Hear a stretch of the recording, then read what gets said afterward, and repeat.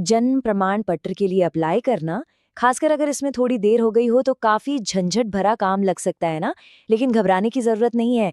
आज इस पूरी प्रक्रिया को हम एकदम आसान बना देंगे। अक्सर होता यह है कि ऑनलाइन सरकारी प्रक्रियाएं कभी-कभी थोड़ी सी पेचीदा लगती हैं। तो आज इसी उलझन को दूर करते हैं और देखते हैं कि घर बैठे-बैठे ही जन्म प्रमाण पत्र के लिए कैसे आवेदन किया जा सकता है।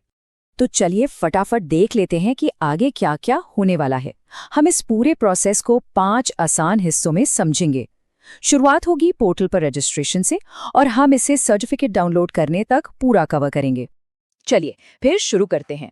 पहला स्टेप यानी ऑफिशियल पोर्टल पर एक अकाउंट क्रिएट करना। अच्छा, तो ये प्रोसेस काफ़ी सीधा है।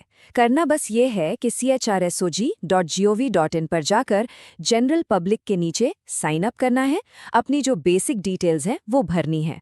और हाँ, सबसे ज़रूरी चीज़, अपने मोबाइल और ईमेल दोनों को OTP से वेरीफाई ज़रूर कर लेना है।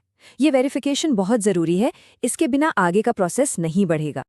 चलिए, बढ़िया, तो अकाउंट सेटअप हो गया। अब लॉगिन करते हैं और आगे बढ़ते हैं मेन एप्लीकेशन फॉर्म की तरफ। जैसे ही लॉगिन करेंगे, सामने मेन्यू में बर्थ टैब दिखेगा। बस उस पर क्लिक करना है और रिपोर्ट बर्थ सिलेक्ट करना है।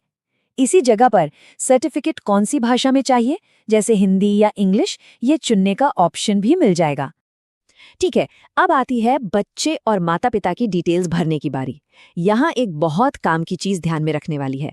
अगर बच्चे का नाम अभी तक तय नहीं हुआ है, तो उस कॉलम को खाली छोड़ा जा सकता है। परेशान होने की ज़रूरत नहीं है, इसे बाद में आसानी से अपडेट करवा सकते हैं।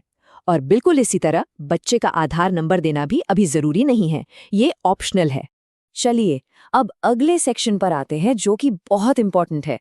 ये इतना ज़रूरी इसलिए है क्योंकि जो भी जन्म का स्थान भरा जाएगा, उसी से यह तय होगा कि सर्टिफिकेट कौन सा सरकारी ऑफिस जारी करेगा।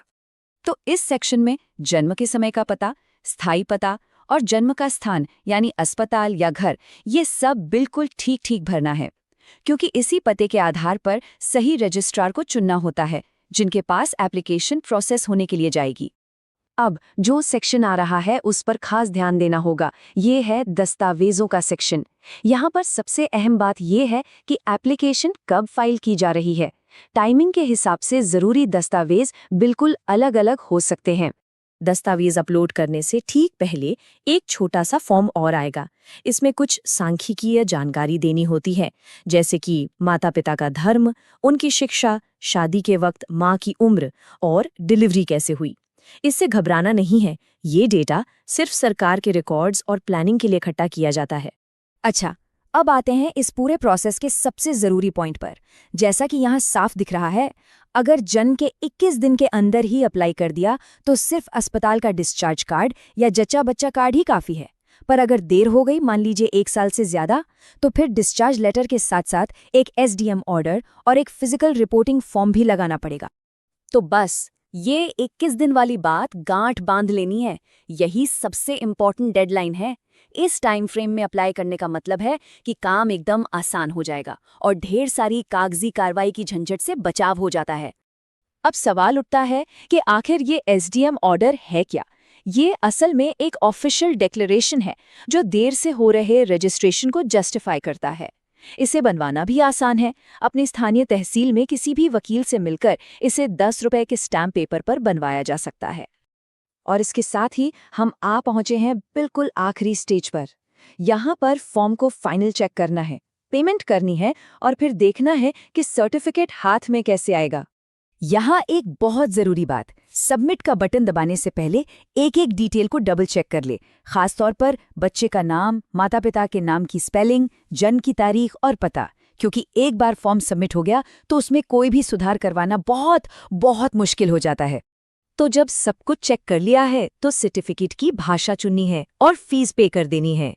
पेमेंट के लिए UPI, debit card, credit card, सारे ऑप्शन मिल जाते हैं। और हाँ, पेमेंट के बाद जो एक्नॉलेजमेंट रिसीप्ट आएगी, उसे डाउनलोड करना बिल्कुल नहीं भूलना है। और बस इतना ही करना था, काम पूरा हो गया। अब उस रसीद पर जो रेफरेंस नंबर है, उससे एप्लीकेशन का स्टेटस ट्रैक किया जा सकता है और जैसे ही सर्टिफिकेट जनरेट होगा, वो पोर्टल से डाउनलोड करने के लिए उपलब्ध हो जाएगा और एक कॉपी रजिस्टर्ड ईमेल आईडी पर भी आ जाएगी। तो इस पूरे प्रोसेस को देखकर एक बात तो साफ है कि एक इतनी ज़रूरी सर्विस को ऑनलाइन कितना आसान बनाया जा सकता है। इससे एक सवाल ज़रूर उठता है कि क्या बाकी सभी ज़रूरी सरकारी सेवाओं को भी इतना ही सिंपल और सुलभ नहीं होना चाहिए? इस पर विचार करना तो बनता है।